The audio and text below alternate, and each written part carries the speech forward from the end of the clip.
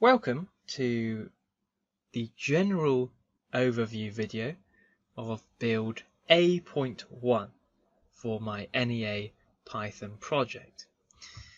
These videos aim to sort of unpack and explore each build of my project, and I'll just be going through some of the most significant operations and functions, sort of explaining how they work quite briefly, and showing you what it's like when the program's running. Now, these videos are unscripted, and I am liable to make some mistakes, so please don't judge me too harshly if that happens.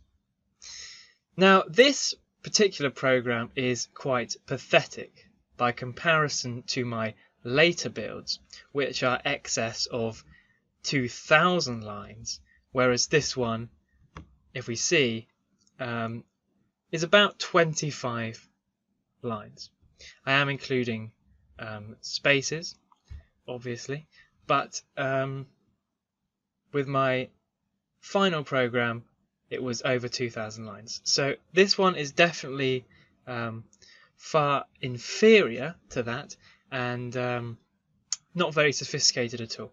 But I would like to explain what I had here. This is the first build of the project, and there are two things I'd like to draw your attention to.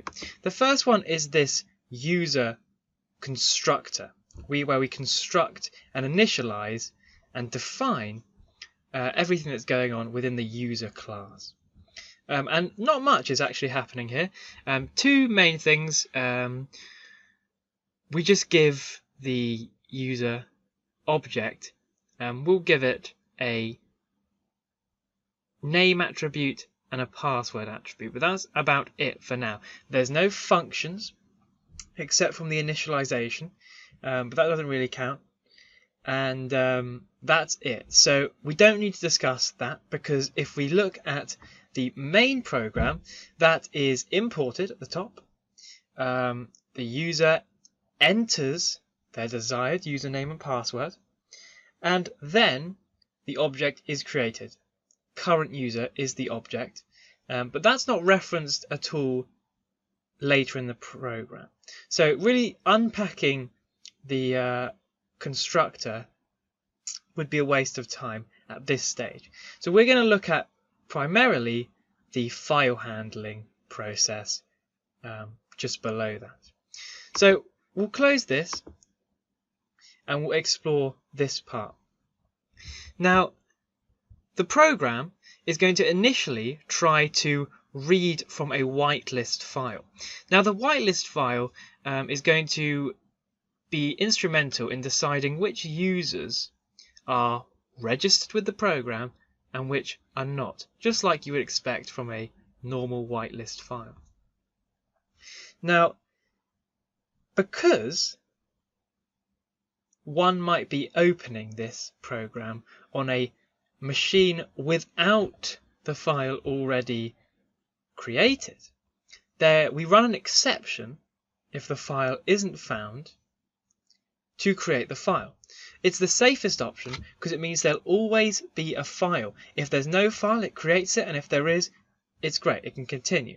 And that's the safest way to do it, because it means the program will not run into any unexpected errors. So if the file's not found, it creates the file, but if it is found, then it reads from it and assigns every single line of that file to a user whitelist variable before closing the file. I'm going to show you how that works real quickly. So if we take a look into the folder where I'm keeping the Python programs, you can see there is no current whitelist file. If I run the program, we're prompted to enter a username and password, just like I explained before. This is unnecessary at this stage to type in anything meaningful, so we can type in whatever we want. The program has finished running, okay, and if we head into the folder, we can see that our usernames and passwords file has been created, our whitelist file, where we're going to keep all the user data. Now, currently, it's empty. Now, I will show you, lastly, if we populate this file, what happens? So I'm just going to populate this file with 3 lines, and then I'm going to save it. Okay, and then just for the purpose of testing, we're going to run a command just below the current code where it's going to print the array user whitelist. Now, because the file will be found by the program, most likely, it will succeed in running its first 3 lines of operation. It opens the file, assigns the lines to user whitelist, and then closes it. So if I run it now, you can see we're just typing in A and B, nothing meaningful, but we've got the array stored. And this is useful because we're going to need to read from a file in order to ascertain which users are registered and which are not. And this is going to be really helpful for later down the road. Currently this program, I should say, is not in its final stages by any means, but this is just to show you the setup for when we come to really digging into our login process.